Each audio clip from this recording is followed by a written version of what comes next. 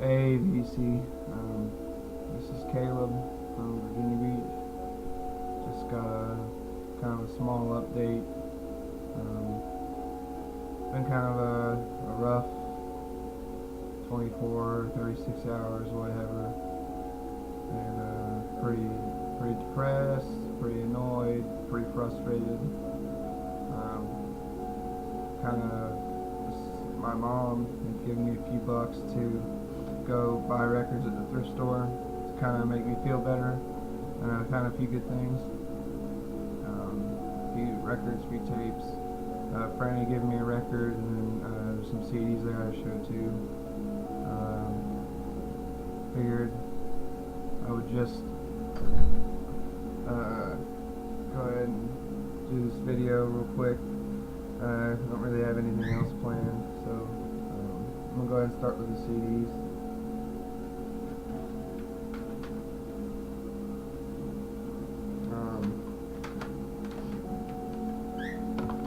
We have me and my buddy who plays in Oak Moon with me. We have some friends down in Knoxville that play in a band that we've played a show with a few times. They're really good. They're a band called Vomit Breath, and I never showed this, but I got a little demo CD of theirs. Really good, like Impetigo style, death grind kind of stuff. And then one of the guys is in another death grind project called Your Kids on Fire. This is Chainsaw Devil album. And then both of them were on this one. This is the first Your Kids on Fire album. And that's kind of like Mortician kind of style death grind with the horror movie clips in the beginning and everything. It's really cool. If you get a chance to check it out, definitely check it out. I think there's still CDs of stuff available, so and I think there's a Facebook page, so definitely check it out. Next, this is a one-man black metal project from Austria. Used to correspond with this guy a while ago, don't really anymore. But my friend who gave me these CDs, he still does. So thankfully, I got these CDs in a trade. There's 2 CDs by this guy. It's a project called Garden of Grief. This is Shattered Dreams and Nostalgic Melancholy. It's pretty cool. And then show you, I got number 26 out of 200, also signed, so that's kind of cool.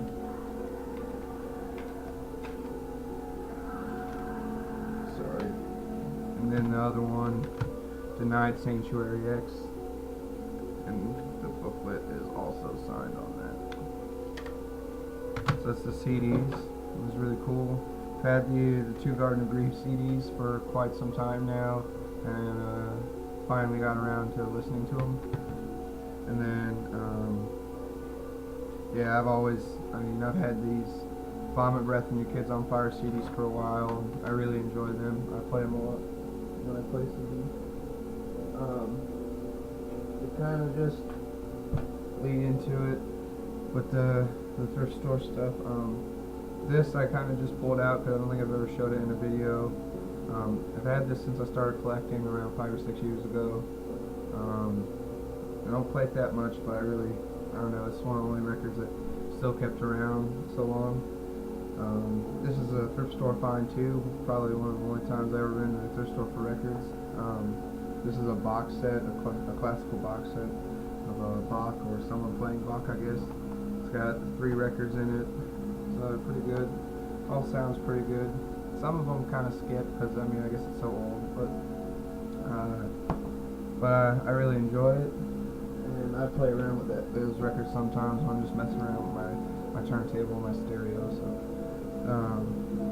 and this next one, last night when me and some friends were jamming, we had a friend come over, and he knew me and my buddy from Oak Moon collect records. So he went to the store actually, and he got us each a record. And what he got me was this really interesting record, Greatest Dance Hits of the 1500s and 1600s. And I listened to it this morning. It was actually really good. I really enjoyed it. So thank you, Casey. And what I actually found was neat was,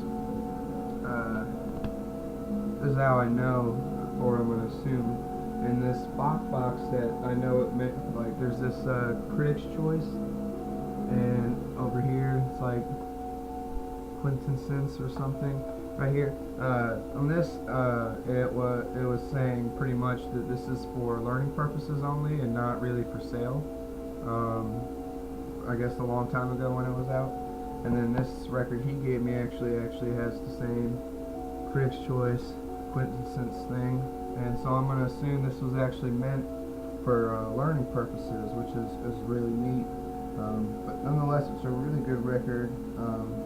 This is really cool, so thank you very much, Casey. Salute to you. And then I got just two records and a tape that I picked up with a little bit of money my mom gave me.